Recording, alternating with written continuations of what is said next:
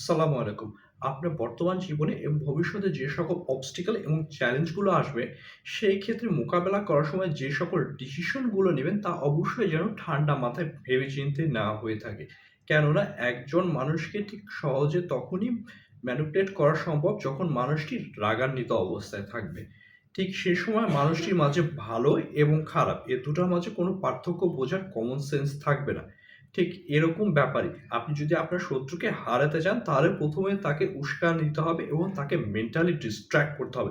ঠিক সেই সময় তার মাঝে কোনো ভালো এবং খারাপ এ দুটার মধ্যে কোনো পার্থক্য বোঝা ক্ষমতা থাকে না।